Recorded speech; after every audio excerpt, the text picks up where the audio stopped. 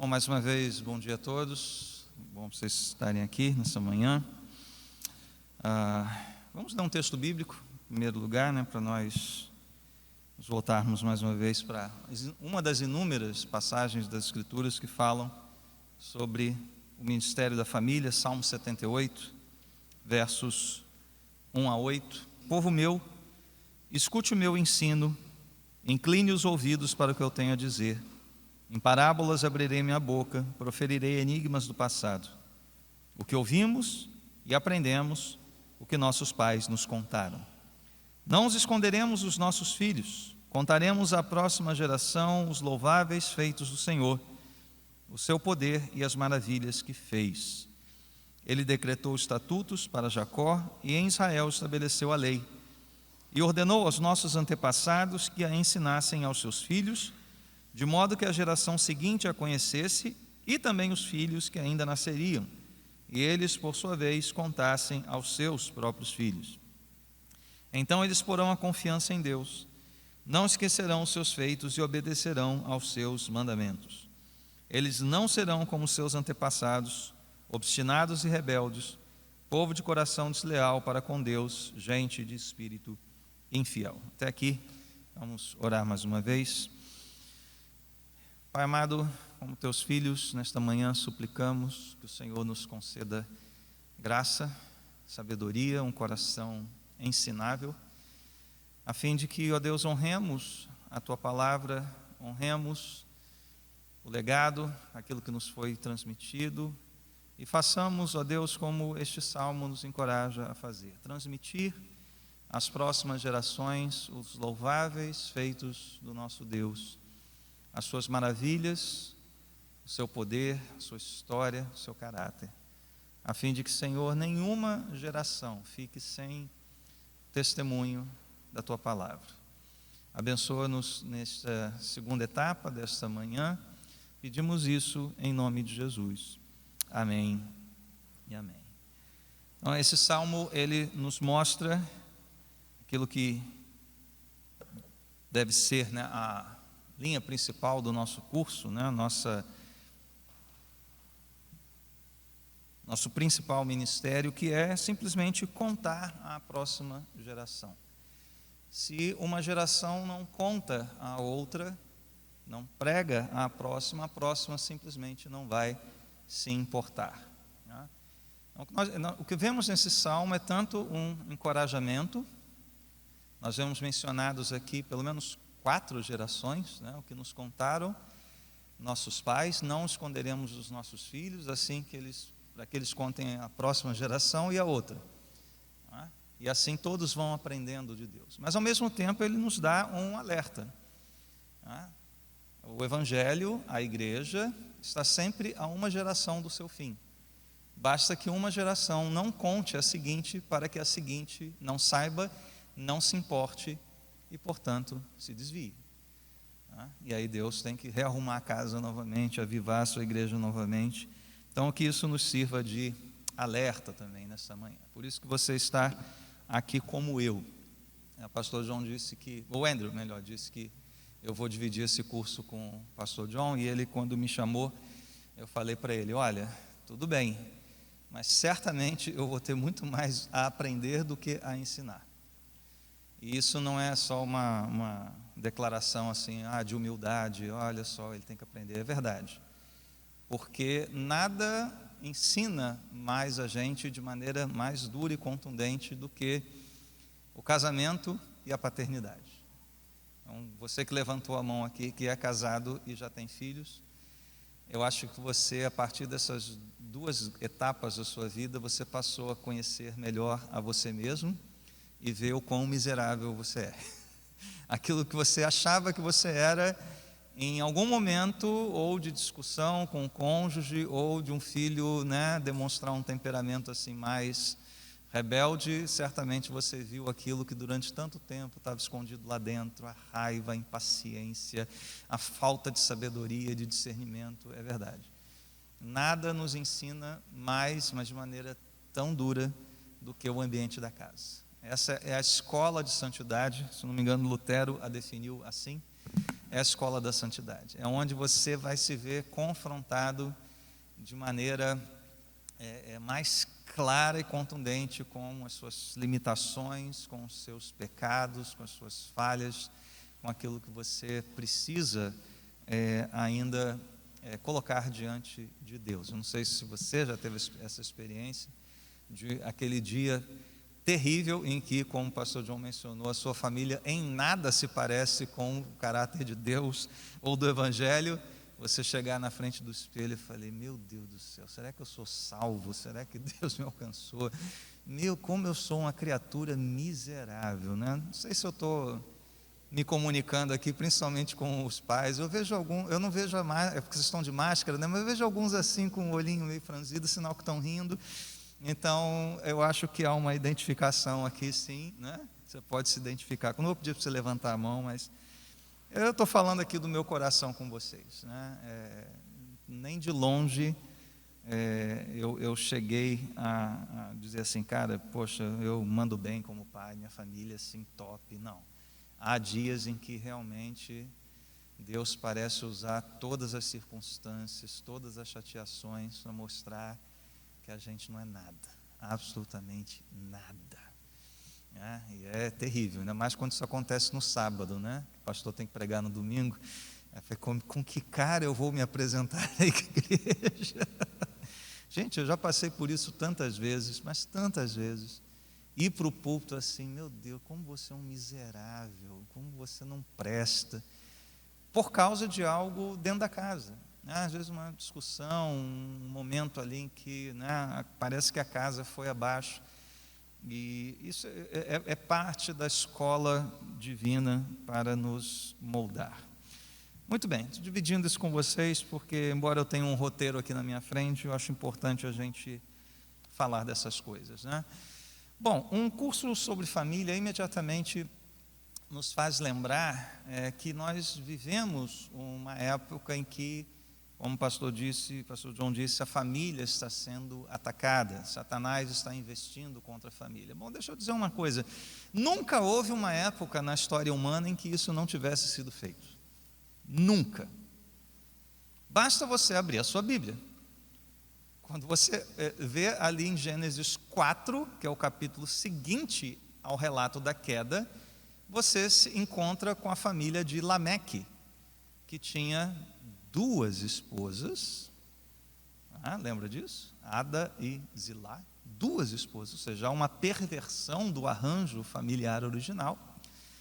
E um camarada que se achava, né, se sentia, porque ele chegava para as mulheres lá: mulherada, vem cá, vou cantar para vocês aqui quem eu sou Lameque. E vocês sabem, Lameque foi esse primeiro rapper da história, né? Porque ali a música que ele montou ali, aquela poesia violenta, né? Matei um homem porque fez isso, fiz assim, mato mesmo, mato geral. Um homem sem piedade que se vangloriava da sua violência. Isso em Gênesis 4, né? Então, só para você ter uma ideia, há quanto tempo a gente luta com essa história de que a família. Sempre foi assim. Sempre foi assim. O que temos vivido nos últimos 60 anos, 70 anos, é sim aí um ataque orquestrado, sistemático, né, por meio de várias linhas de ataque, né? Inclusive com a cooperação, né, sempre da famosa mídia, né? Ou seja, entra nos nossos lares, forma a nossa cabeça, forma a nossa cultura. Então, em essência, em qualidade, não é nada diferente do que os autores bíblicos experimentaram. Quando você lê as cartas paulinas, você vai ver sempre algum problema envolvendo o papel do homem, o papel da mulher, a relação matrimonial, né? A cultura invadindo a igreja e formando a mentalidade sexual dessas pessoas. Vai lá ver os Coríntios, como Paulo lutou com isso, né? Então, não é de hoje que essas coisas estão acontecendo. Aos Romanos, quando ele escreve o capítulo 1, ele mostra que uma das primeiras coisas que veio com o pecado, né, depois da idolatria, fizeram imagens para si, foi a perversão sexual. Homens se inflamando com homens, mulher com mulher. Então isso não é de hoje. Isso não é de hoje. As culturas antigas, as culturas pagãs, culturas anticristãs, elas estão sempre degeneradas no seu elemento fundamental, que é o elemento familiar. O que a gente experimenta hoje, novamente, é um ataque sistemático, com muitas frentes, com muitas ações, e um ataque com áreas de intelectualidade, né, de atualidade. Então, a pessoa descolada, né, de bem com a vida, né, intelectual, que fala a respeito dessas coisas com muita propriedade, né? Então até nos convence, né? Pô, tem cara de verdade, né? Mas sabemos que não é. E a gente pode datar o início desses ataques ali, né? Na décadas de 40 e 50, quando isso começou a ser gestado na intelectualidade e colocado em pleno funcionamento e ação, principalmente a partir da década de 60. Com a revolução sexual, né, ao movimento feminista de terceira onda, né, dessa emancipação da mulher, né, queimar sutiã em praça pública, e ao mesmo tempo, não só isso, um esvaziamento da figura masculina. Hoje homens, eles são frouxos, né, não estou falando de pessoas sensíveis, isso é importante ser sensível. Ninguém quer que você seja um brucutu, um troglodita, né? Mas esse esvaziamento do homem como um sujeito viril, corajoso, né? De iniciativa, valente, né? Operante, abnegado, né? Que está disposto a se sacrificar, hoje ele é frouxo. Hoje ele compra sua bermudinha florida na Renner, né? E usa camisa dos ursinhos carinhosos, calça jeans skinny e coisas dessa natureza, né? Então são extremamente casca fina, né? São, mimizentos, né? Mimados, mimizentos, ressentidos de tudo e de todos. Isso tudo faz parte, né, do que foi gestado em meados do século passado, a ponto de desses pensadores, chamado Max Horkheimer, né, que foi diretor da chamada Escola de Frankfurt, escola de inspiração marxista, né, ele detectou algo muito certo, né, na sua percepção. O mundo ocidental ele está alicerçado em 3 instituições: a família, a escola, né, o mundo da educação, e a igreja, civilização ocidental cristã. E o que há em comum entre esses três pilares é a noção de uma autoridade que ensina, que discipula, que mentoria a próxima geração. Isso é muito nítido na escola. Você tem a figura do mestre, do professor, você tem a figura do líder espiritual, do pastor, do padre, do sacerdote na igreja, e você tem na família os pais. Dessas 3 instituições, obviamente a mais nuclear, fundamental, é a instituição familiar. É por isso que ele escreveu um livro chamado Authority and Family, né? Autoridade e Família. E ele mostrando o seguinte: olha, se a gente consegue quebrar esse conceito de autoridade, a gente consegue desmoronar o que a gente chama de civilização ocidental. É assim, um resumo muito pobre é isso. E por onde a gente começa? A gente começa naquilo que é mais fundamental e nuclear, que é a instituição da família. Então, desde então, né, essas ideologias têm tomado exatamente essas 3 áreas, essas 3 esferas de atuação. A escola, vocês sabem muito bem disso, né, como a nossa escola é totalmente enviesada, né, tudo na escola é tratado a partir de um viés progressista, né, abandonando a visão clássica de educação. Na igreja, infelizmente, né, isso também tem sido um campo de ação, tanto entre católicos como protestantes, né, teologia de libertação, missão integral e outras coisas dessa natureza, e na família igualmente. Né? Então, investir todas as forças, né, quebra desse padrão, que inclui o papel do homem, o papel da mulher, as relações sexuais, a criação dos filhos. Então, tudo isso que nós temos tratado aqui. Por outro lado, a gente vê algumas iniciativas, né, principalmente entre os chamados grupos conservadores, né, aí incluindo tanto católicos quanto evangélicos, né, para restaurar esse conceito. Assim, já chegando um pouquinho tarde nessa briga, né, porque a turma do outro lado de lá já está nisso há muito mais tempo que nós. Já está bombardeando, né, a cultura com uma série de conceitos equivocados. E, gente, não se espante, eu estou falando aqui de coisas muito simples e corriqueiras. Uma novela da Globo forma muito mais a cultura do que um livro acadêmico, enfim, né, um filósofo, um pensador, embora ele também tenha a sua área de influência. E, em alguma medida, a novela ou as produções culturais expressem essa visão de mundo que o filósofo vai tratar lá de maneira, né, acadêmica, inteligente, enfim, né? Então eles já estão há muito tempo nisso. As escolas já estão tomadas há muito tempo, essas famílias já estão se degenerando há muito tempo, e infelizmente a igreja também está entrando nessa já há algum tempo. E é por isso que a gente tem que voltar a esses fundamentos, contar as próximas gerações e contar as gerações atuais, porque a igreja tem falhado nisso, e eu posso contar da minha experiência, né? Eu me converti, me batizei, me casei numa igreja, uma igreja muito boa doutrina, um pouquinho confusa em algumas coisas, porque embora seja uma igreja histórica, houve um momento na sua história em que ela se renovou, né, se abriu para os carismas, né, para os dons do Espírito, então ainda ficava um pouquinho confusa, né, com uma coisa e outra, mas uma igreja boa, uma igreja pastor ortodoxo, né, piedoso. Mas em nenhum momento da minha trajetória nessa igreja, até o meu casamento, eu fui instruído sobre esses assuntos. Sabia disso? Ninguém me preparou para casar. Não teve curso de noivos.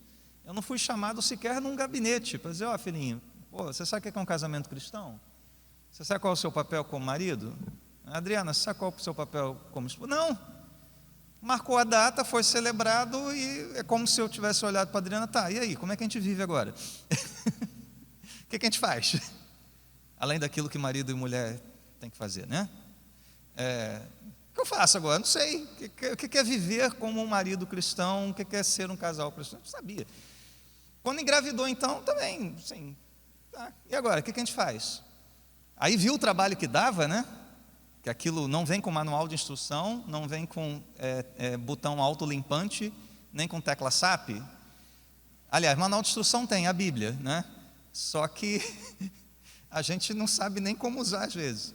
E neném não vem com tecla SAP, para você entender que tipo de choro é, né? E não vem com um botão auto-clean. Você tem que ir lá meter a mão na sujeira. Tá, e aí, como é que a gente faz isso? Como é que a gente educa? O que a gente faz? Não sabe. E eu ficava doido, né? Na época eu tinha assinatura de TV a cabo, eu ficava doido para chegar o episódio lá do Super Nanny, para ver se tinha alguma dica. Não, é sério, gente, é engraçado, mas esse é o drama que talvez muitas igrejas vivam. Sabe quando é que eu fui aprender alguma coisa? Né? Quando eu vim para cá, como membro da catedral, né? E eu tive notícias sobre esse negócio de escola para pais e família e criação de filhos, e depois como participante disso, né, agora na condição de pastor. Mas você vê, essa lacuna lá atrás, ela ainda está sendo fechada. Por isso que eu disse, né, não é só uma declaração de humildade, tem muito que aprender. Eu tenho de fato, porque lá atrás está cheio de lacuna. Lá atrás está cheio de buraco ainda, que se tivesse sido fechado no momento certo, talvez a gente não teria tanto problema hoje, né? Ainda a resolver dentro da cabeça, né, de fato, no mundo prático. Então, assim, aproveitem bastante isso que está acontecendo aqui. Nunca desprezem uma iniciativa dessa igreja ou da sua igreja local, sei que muitos não pertencem aqui à catedral, para instruir sobre esse assunto, né? E faça disso um momento constante. Não trate encontro de casais só como um jantar romântico, tá, gente? Novamente, não sei se você veio dessa tradição de igreja. Encontro de casais era meio que um negócio, meio terapia do amor, meio jantar romântico e só. Não havia uma instrução mais robusta, né, para as famílias. Enfim, então a igreja é devedora nisso, tem gente ocupando espaço nisso, né? Por exemplo, quem é assinante aí do Brasil Paralelo, né, como eu sou, tem um segmento ali deles que é o Escola da Família. Não sei se vocês sabiam disso, né? Quer dizer, tem gente agindo nesse sentido, né, de restaurar, sejam eles católicos conservadores e alguns evangélicos, graças a Deus, embora muitos outros estão se abrindo para a cultura de uma maneira, no mínimo, estúpida, né?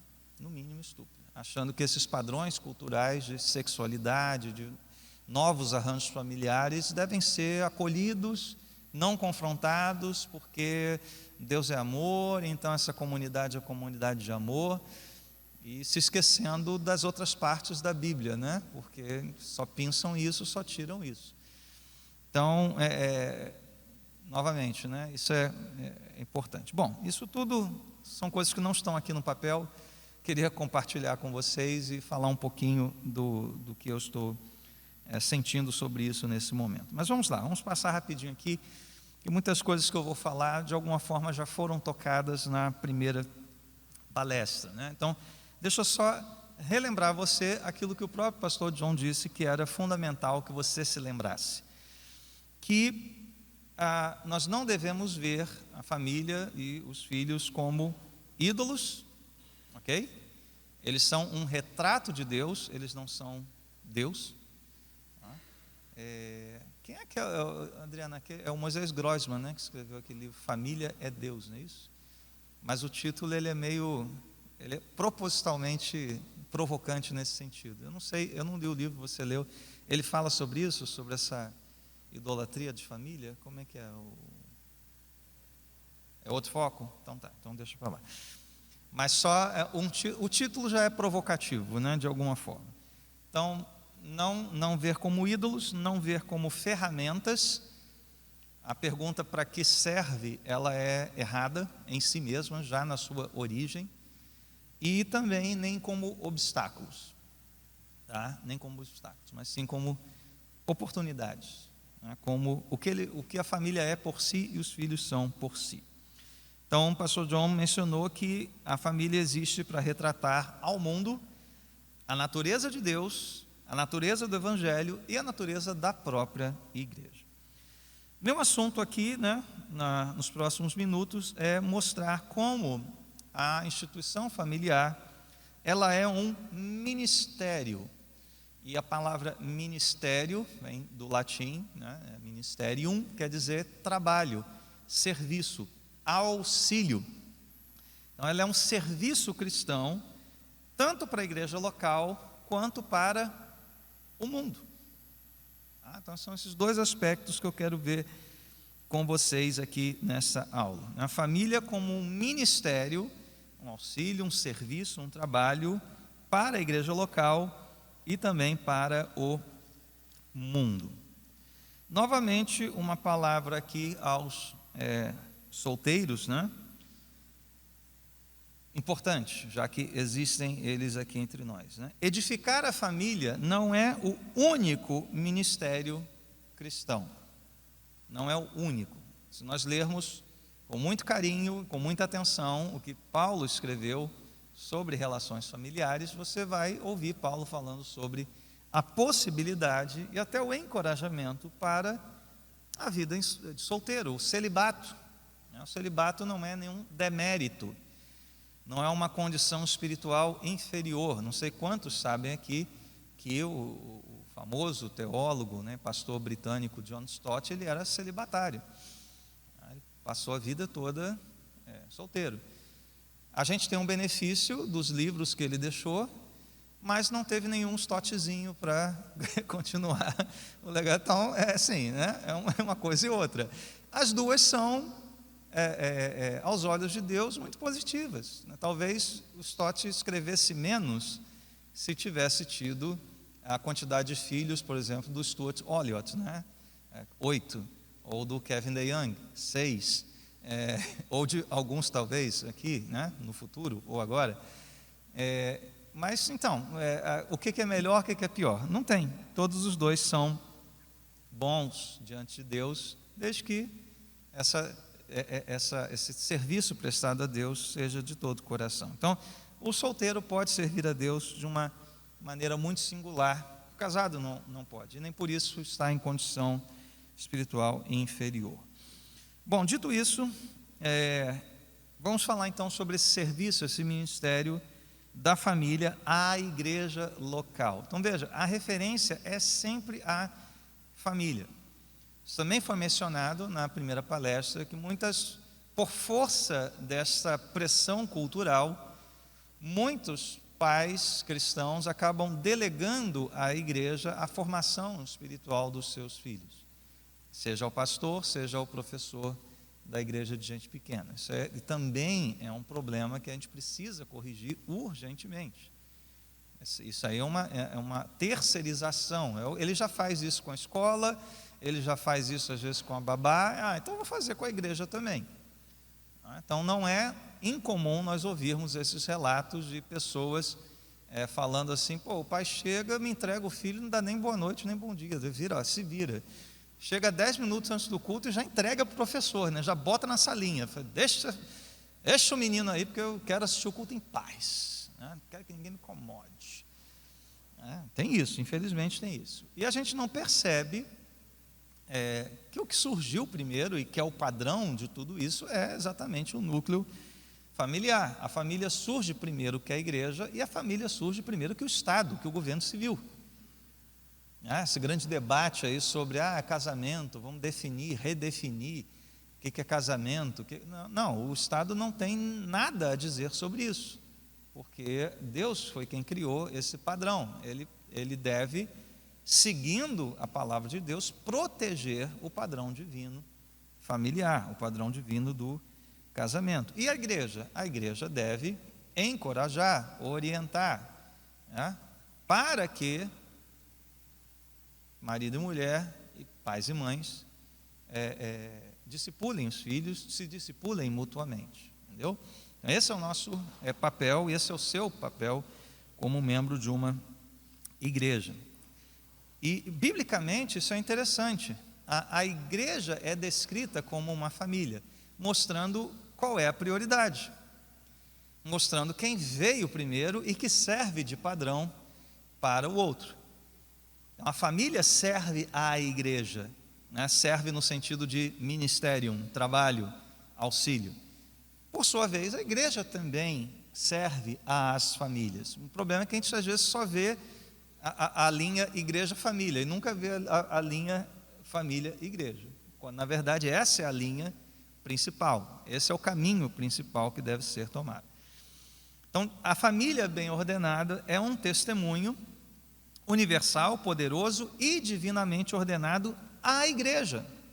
Famílias servem de testemunho à igreja, para que ela seja o que ela deve ser, pela graça de Deus. O pastor John mencionou 1 Timóteo 3, 14 e 15, né, que Paulo fala da igreja como a casa de Deus. Veja, a igreja sendo descrita com a imagem da família.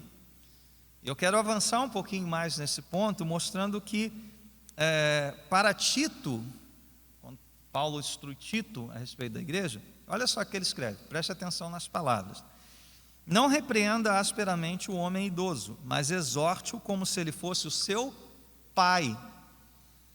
Então, qual é o padrão de relacionamento entre um jovem na igreja e um ancião na igreja?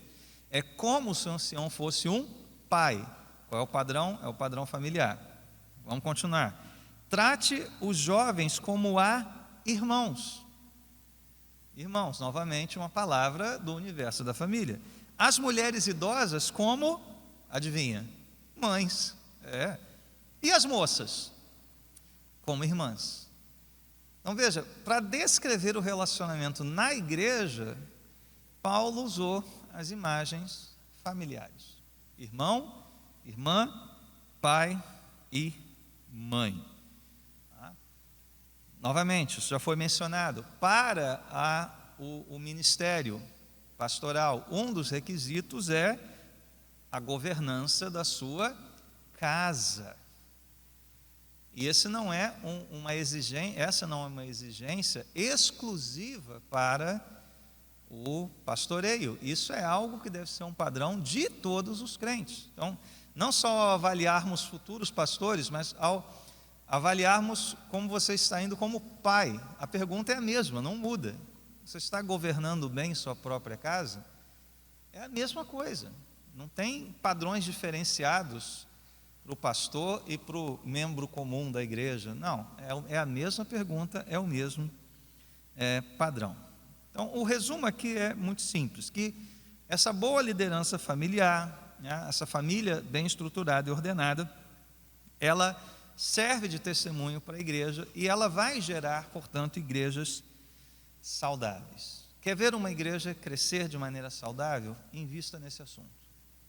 Fale sobre isso, né? Confronte os padrões mundanos, seculares, no que diz respeito à família, né? à moral sexual e outras coisas mais.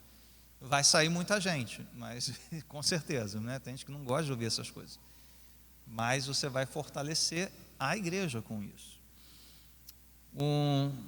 Deixa eu fazer uma citação aqui. Um teólogo chamado Verne Poitras, difícil esse negócio aqui, Poythress. Deve ser assim que se pronuncia, né? Poitras. Visto que Deus é nosso Pai, somos de fato uma única família. O Espírito Santo gera em nós ternos afetos pelos demais membros da família espiritual. A longo prazo, os cristãos não podem contentar-se com uma reunião semanal ou quinzenal, ou com uma multidão de pessoas que lhes são desconhecidos. Os laços de amor cristão exigem relações mais íntimas e estreitas entre eles. A reunião da família não é um bando de indivíduos afastados, isolados, egocêntricos, mas é a reunião da família de Deus. É o que deve gerar em nós esse apreço pela proximidade, pela intimidade, né, pelo compartilhamento, pelo aconselhamento, pelo ensino mútuo, pelo discipulado entre os próprios membros da família. Então, família abençoa a igreja, igreja abençoa a família. Novamente, o Poitras disse: devido à relação íntima entre família e igreja, a vida familiar piedosa estimula a nossa apreciação por Deus como nosso Pai Celestial, ao mesmo tempo em que nossa apreciação por Deus estimula a vida familiar. Ambos são enriquecidos por exemplos maduros de liderança paterna e materna dentro da igreja local. Porém, o inverso também é verdadeiro. A desintegração da ordem familiar dentro da igreja local afeta adversamente tanto nossa consciência de pertencermos à família de Deus, quanto a qualidade do amor nos lares cristãos. Então, uma coisa traz benefícios, mas quando uma coisa está ruim, pode trazer também problemas, como foi mencionado também na primeira palestra, problemas até mesmo de percepção sobre quem Deus é. E isso vai afetar todas as demais áreas da nossa vida. Quero relembrar aqui o exemplo histórico, né, daqueles que escreveram muito e praticaram muito a experiência familiar, né, da comunhão familiar e da igreja, os puritanos. Não sei quantos sabem aqui que os puritanos, eles ao planejarem a sua casa, eles tinham um espaço chamado quarto de oração, um espaço simples, tinha lá uma cadeira, uma mesinha, para ele ler a Bíblia, orar. Então era um espaço da casa dedicado a isso, espaço de devoção, uma espécie de quarto secreto literalmente, né? Então, fecha a porta e fica ali de modo muito simples. Alguns chegam a dizer que eles mantinham o mesmo padrão de piso e de decoração da igreja nas suas casas, para visualmente já mostrar para a garotadinha lá, para os filhos, que uma coisa está ligada à outra. Uma coisa é continuidade da outra. Você sai da igreja, senta na sua casa, você vê o mesmo padrão, né, de decoração, de arquitetura. Você vê a mesma prática por meio do culto familiar, do culto doméstico. Você tem um espaço reservado para a oração. Eles cultuavam todos juntos, né? Então, muito da dinâmica pode ser descrita da seguinte forma: todos iam à igreja, ouviam o sermão, digamos, um domingo de manhã, e todo o restante do dia do Senhor, os pais se dedicavam a traduzir aquele sermão para os filhos. Porque muito da linguagem, obviamente, por razões muito claras, né, não era compreendido pelas crianças presentes no culto, mas os pais pegavam aquilo e falavam: vou traduzir para você. O pastor falou sobre isso assim, olha, isso é importante por causa disso. Vamos ler a historinha. Isso era papel do pai, cara, não tinha IGP na época puritana, não, entendeu? Os pais tinham que traduzir o sermão para os filhos, né? E alguns chegam a dizer que quando, por exemplo, esse quarto de oração, né, ele deixou de ser parte integrante da casa, esse movimento começou a decair, né? Você começou a perder o tônus espiritual que o movimento puritano tinha lá no seu início, né? Então, isso é uma coisa para a gente pensar também, né? O quanto a gente... É claro que você, né, vou botar vitral na minha casa, né, para ser igualzinho à igreja, piso de granito. Não, às vezes não vai dar para fazer isso, né, gente? Mas, minimamente, você manter o ciclo da sua vida familiar próximo do que seria o culto cristão, a convivência na sua igreja. De modo que a criançada percebesse: poxa, eu tô em casa nos dois lugares, em casa literalmente, na minha casa, mas a igreja também é a minha casa, né? A igreja também é o meu lar, eu me sinto bem aqui, eu tenho meus amigos aqui, eu convivo aqui, eu presto culto aqui, tanto quanto eu faço em casa, né? Então, algumas perguntas aqui para a gente refletir, né, para todos. Para os solteiros, novamente, né, essa percepção bíblica de que você serve a Deus, você pode servir a Deus e pode abençoar as famílias também. Pode abençoar as famílias. Você solteiro ou você convicto de um celibato pode abençoar famílias. Quer ver um ministério muito legal? Vocês podiam, quem não é daqui pode levar para a sua igreja, e quem é daqui pode colocar em prática. Você se oferecer para tomar conta dos filhos pequenos de um casal, para que eles possam sair, comer fora, um cachorro quente, né, ali na praça, dar um passeio na praia, ter aquele momento, enfim, somos eu e você, né, meu amor? É verdade. Opa! Olha aí. E aí, olha só que bênção. Essa pessoa solteira já vai ter uma noção do que a aguarda. Quando o nenenzinho lá, o neném pequeno, de fralda ou não, né, tiver, né, tia, tudo bem? Meu irmão fez cocô, vai lá. Né? Ou então o garoto começar a querer subir nos móveis, né? Papai e mamãe não estão, deixa eu aproveitar, né? E a tia lá tem que dar um jeito, né? Então, você abençoa o casal, que vai ter o seu momento a sós, e você é ensinado na prática sobre o que pode ser a sua futura vida familiar, né? Então, está aí lançado, já temos um amém vigorosíssimo aí, que sirva de encorajamento para vocês. Você pode observar pais e mães na sua igreja, né? Você pode aprender com eles. Isso é muito bacana, né? Quando alguém, um jovem solteiro, chega e senta ali aos pés de uma família, né? Eu quero ouvir, vamos lá, conta para mim. Mas conta a verdade, tá? Conta a parte boa e conta a parte ruim, deixa eu aprender. De modo que a gente não tem essa fragmentação. Hoje a igreja é muito fragmentada, né? Então você tem departamento de tudo que é coisa, tá? Ninguém conversa com ninguém. Já viu isso? Quando o retrato bíblico de uma igreja saudável e verdadeira é todo mundo conversando, interagindo, né? E aprendendo uns com os outros. As famílias com filhos pequenos, né? Sentando aos pés dos anciãos e vem cá, como é que foi esse negócio aí? É difícil? Vai melhorar? Meu filho, daqui a uns 20 anos vai ficar tudo bem, fica tranquilo, persevere. Então, você ouvir essas coisas, né? Daqui a 20 anos melhora, tá? Tá bom, obrigado. Vamos perseverar.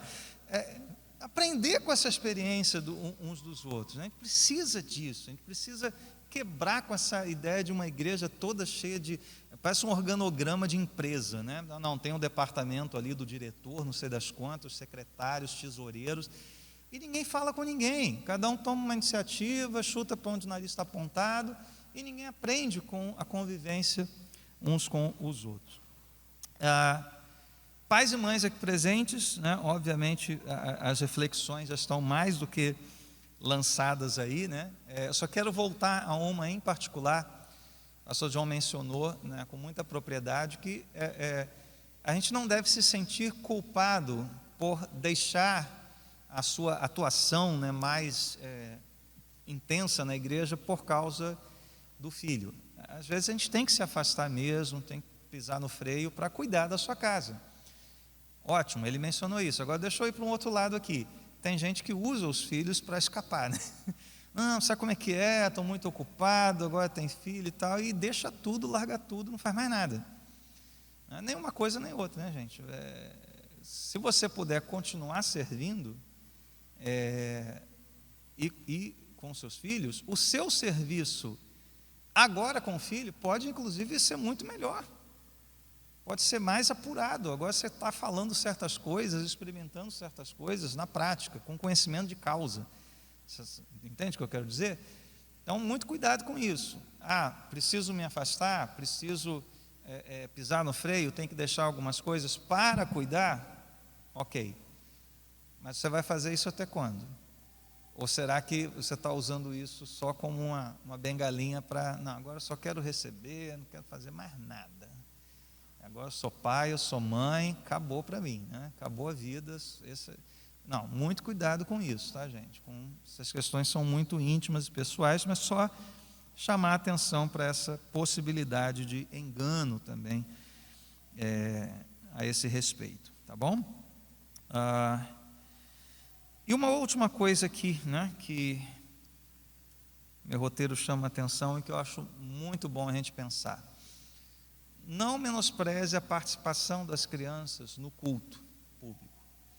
E aqui, compartilhando a experiência da nossa igreja em particular, da catedral. Não que isso seja a regra, tá bom, gente? Não que a catedral seja assim, o modelo nesse negócio, não.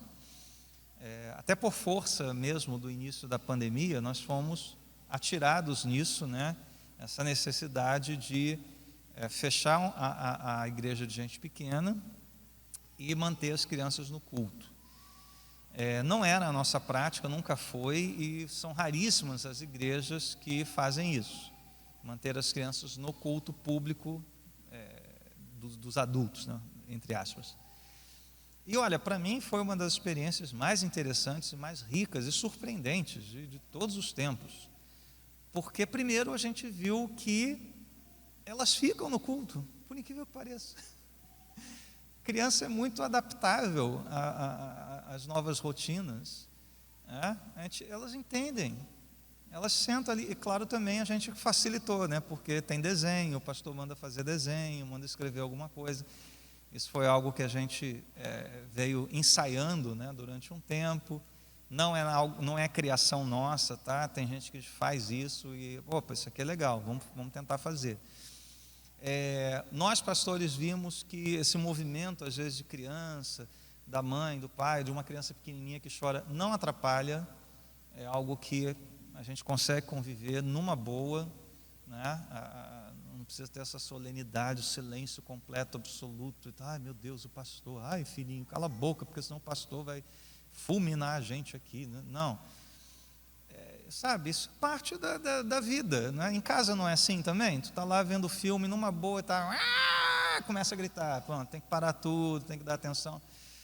Então, a gente acabou experimentando essas coisas novas e enriquecedoras também, né? Automaticamente, os pais com crianças menorzinhas, né, se posicionam ali no saguão para qualquer coisa, sai um pouquinho, ou então deixa a criançada andar ali pelo saguão mesmo. Os mais velhos conseguem se concentrar, fazer lá o desenho, escrever a frasezinha. Então foi uma experiência muito enriquecedora para todos nós, né? Tanto que a gente adiou o quanto pôde o reinício da igreja de gente pequena, porque eles estavam indo tão bem, né? Vamos deixar aqui, né? Poxa, eles estão aprendendo, eles aprendem o sermão, eles conseguem ficar no sermão, o sermão mais longo, né? O culto mais longo, e eles veem os seus pais e os demais membros da igreja cultuando a Deus, cantando, ajoelhando, levantando as mãos, orando. Eles começam a aprender com essas coisas, né? Então, o culto é uma escola da jornada cristã, do discipulado cristão também. E ali todos juntos já vão para os seus lares para, ao longo da semana, fazerem exatamente o mesmo. Cultuarem a Deus, ouvirem a palavra, orarem juntos, né? Então, para nós foi muito positivo isso que aconteceu. Tanto que, só para dar notícia, né, a gente vai voltar aos pouquinhos aí com a igreja de gente pequena, mas só em um dos cultos, não mais nos dois, no domingo. Então, de manhã, como é um culto mais curtinho, as crianças vão permanecer no santuário, crianças pequenas. E a IGP não vai se prolongar até mais do que o necessário. Então, nós adotamos aqui o que é chamado padrão Jesus, né? Jesus estava ali entre os doutores do templo com que idade? Lembra? Qual a idade que Jesus tinha? 12 anos. Então 12 anos é o padrão Jesus. Completou 12 anos, sentadinho aqui no santuário, anotando o sermão, ouvindo o sermão, com 12 anos de idade. São capazes disso e a gente crê nisso.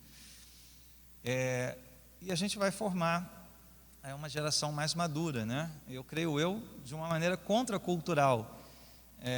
Eu tive notícias de uma igreja que não foi bem assembleia, foi uma reunião dos jovens, né? Mas de toda a denominação, eles decidiram prolongar a chamada juventude da igreja até os 40 anos de idade. Por quê? Porque ninguém quer ir entre aspas, né, para o departamento dos homens. Isso é coisa de velho. A gente quer juventude. Então, vamos prolongar aqui, né, o crachá da juventude da igreja até os 40 anos de idade. Olha só que coisa absurda. Isso é trazer a cultura desse mundo, né, da cultura do homenino, né, do camarada que com 35 anos está jogando videogame na casa do pai e da mãe, não quer muita responsabilidade, para dentro da igreja. E a gente quer fazer exatamente o contrário. Então, com 12 anos de idade, vai para o santuário, vai aprender a cultuar, vai aprender a crescer, vai ser maduro na fé, né? Se começar a namorar, já marca o dia do casamento, né? Que é para não dar problema, né? Vamos embora, casa cedo. Ninguém me falou isso, tá, gente? Tenha logo um montão de filhos, vamos encher essa terra de crianças boas, virtuosas, né? Se possível, tenha lá seus 7, 8, né? Então, estou brincando não, cara, é sério. Se eu pudesse, eu teria mais. Se eu tivesse sido orientado nisso, eu teria tido mais, muito mais, né? Não é nenhum problema, não. Enfim, mas é isso, gente. A igreja deve formar essa geração. Bom, a igreja ministra, a família ministra a igreja, mas também a família ministra ao mundo. E aqui voltar a uma fala do primeiro encontro aqui, do pastor John, né? Ele diz que a família, os filhos, não servem para construir uma sociedade melhor, né? Não é esse o primeiro objetivo. Porém, se nós fizermos o nosso trabalho de maneira correta, no fim das contas é o que eles vão fazer. É para onde esse trem vai andar. Tá? Não sei se não é construir um mundo melhor no sentido utópico, tá, gente? Não é aquela coisa Rock in Rio, né? Por um mundo melhor. Não tem nada a ver com isso. Mas é colocar neste mundo caído, perverso, mal, pessoas cheias de coragem, cheias de virtude e que vão dar testemunho da sua fé no seu trabalho, na sua convivência com os demais. Eles vão espelhar Deus de fato, vão espelhar o Evangelho de fato, e muitas vezes isso vai confrontar este mundo. Isso vai confrontar este mundo. Eu creio que nós chegaremos em um tempo em que nós vamos ter que mostrar aos nossos filhos o que é, por exemplo, dar a vida pelo Evangelho, né? Um martírio. Isso no Ocidente, tá, gente? Não estou falando mandá-los lá para o Islã, não, né? É no Ocidente. Eles vão se confrontar com isso, do jeito que a coisa está andando, eles vão se confrontar com isso mais cedo ou mais tarde, né? Não pense que isso é coisa de universitário que fumou muita maconha e escreveu nos muros da universidade morte aos cristãos. Quantos sabem que isso existe, né? Lá, se não me engano, na Universidade Federal da Bahia, né? Que tem lá naqueles DCEs, sim, onde eles fumam e fazem outras coisas, mas está lá escrito na parede morte aos cristãos. Não pense que isso é uma coisa só de uma cabeça maluca, bobo, que não tem que dar atenção, não. Isso é algo que vem sendo gestado na nossa geração, que em nome de um bem maior, né, de um mundo melhor, da tolerância, da diversidade, o extermínio de algumas classes detestáveis é justificável, entre os quais nós, crentes, que tem apreço pela família, pela santidade. Não pense que essas coisas, isso é coisa de maluco. Não. Isso vem sendo gestado na nossa geração. Esse ataque visceral, inclusive com o desejo de morte, àqueles que, curioso isso, né? Tem o discurso de ódio, né? Então, o discurso de ódio do outro lado é válido sob a justificativa de que o outro discursa de maneira odiosa contra mim. É isso que tem sido gestado nessa geração, né? Então não fiquem surpresos, né, se você houver os mártires. Você vê no Ocidente, que foi formado pelo cristianismo, o martírio de cristãos por conta da sua fé e da sua postura, tá? Então sim, não serve para isso, mas acaba fazendo isso de uma maneira ou de outra, confrontando este mundo, mas servindo a este mundo e dando testemunho a esse mundo, né? Bom, já falamos aqui sobre essa guerra, né, contra a família, que não é uma exclusividade dos nossos tempos. Desde Gênesis 4, Satanás sempre esteve empenhado em fazer isso, e o nosso pecado acaba colaborando nessa história toda. Sempre foi assim, mas na nossa época de uma maneira sistemática, muito intensa e por várias frentes, né, ao mesmo tempo, tá? Então veja, como nós podemos então servir a este mundo como família? Primeiro, como já dissemos, testemunhando com a vida familiar a respeito da natureza de Deus, do Evangelho e da própria igreja, mas também servindo de fato a este mundo, com hospitalidade, com serviço cristão amoroso. Mais do que nunca a gente tem que aprender a amar os inimigos e servi-los. Uma vez uma estudante me perguntou, né, como é que ela poderia aguentar a pressão, né, de sala de aula, de professor, e aquela mentalidade toda, aquela ideologia toda. Eu falei, a primeira coisa que você tem que pensar em fazer é, de alguma forma, servi-los e abençoá-los. É você se colocar ali não só como uma oponente, mas como alguém que está ali e tem o seu papel, e quer ajudar, e quer estender a mão, e quer conversar, né? Não apenas bater, não apenas se opor. E se começar assim, ninguém vai querer te ouvir, né? Tu vai ser o chato da sala, né? Pessoa horrorosa, ninguém quer saber de você. Mas se mostrar como alguém disposto a servir, a acrescentar. Posso te mostrar uma outra visão? Você está querendo ouvir? Tá bom, beleza, vamos sentar aqui e conversar, né? Então, a gente pode agir assim, né? Dar esse testemunho de amor a esse mundo absolutamente intolerante, né, com os nossos padrões, o nosso discurso. Eu já falei aqui do chamado movimento feminista, né? Eu trouxe para a introdução, mais uma vez, né, como o mundo não consegue enxergar e como família e como crente você tem que esclarecer. Eu falei, não, gente, não tem nada de machismo ou coisas dessa natureza na Bíblia Sagrada. O Provérbios 31 fala, né, de uma mulher ativa que abençoa o lar, abençoa os que estão ao redor ali da sua casa, com trabalho, com uma boa administração. As religiões antigas você não tinha nenhuma condição da mulher cultuar. O cristianismo traz as mulheres para dentro do culto, mantendo a prerrogativa masculina do ensino, né, da administração de liderança no culto. As mulheres podem orar, podem participar, elas contribuem. As mulheres seguiram Jesus contribuindo para o seu ministério. Elas têm um lugar todo especial na teologia de Paulo, de Pedro, né? Falam a respeito delas, né? Então isso também é um vírus aí da nossa época que tem contaminado as irmãs. As meninas têm crescido, né, principalmente no ambiente escolar, depois universitário, com essa ideia deturpada, e não são poucas aquelas que se desviam muito feio, né? Se tornam inclusive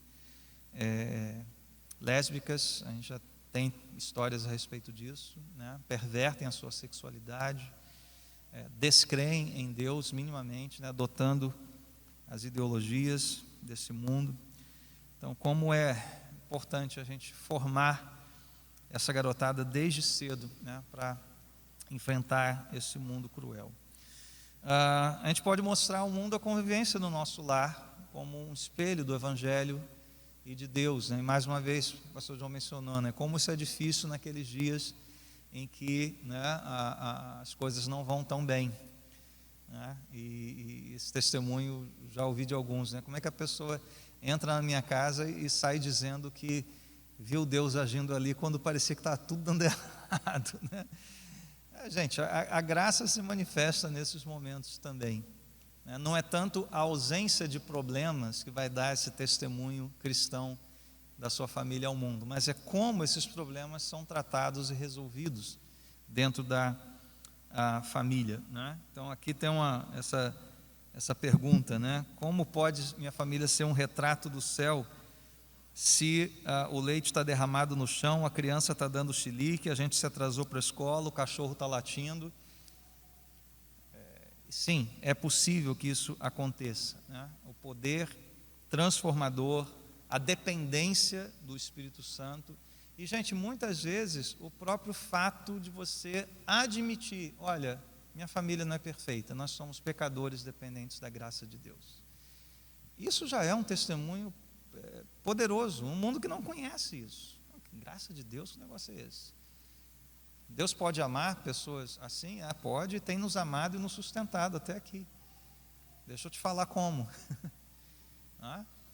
Então não sinta o peso dessas coisas. Não, minha família não pode dar um pio, tem que ser, minha casa tem que ser um monastério, tem que ser um monastério. Desiste disso, gente, não vai ser. Não vai ser, tá? Vai ter dias que vai ser um caos completo. E mesmo nesses, dependa da graça de Deus para testemunho daqueles que são seus vizinhos, aqueles que vão te visitar. E a gente vê muito isso nos países islâmicos, né? Como muitos islamitas acabam, pelo exemplo de famílias de missionários cristãos, demonstrando interesse para saber: vem cá, o que é isso aí? Que fé é essa de vocês? Quando enxergam graça de Deus em ação, quando enxergam um padrão de relacionamento condizente com o que a Bíblia diz, muitos são despertados para a fé cristã por meio do testemunho familiar e da vida ali da família do missionário cristão. E por fim, meus irmãos, não despreze o fato, a gente começou no Salmo 78, né? De você falar à próxima geração. Deus abençoa gerações de famílias que dão testemunho dele.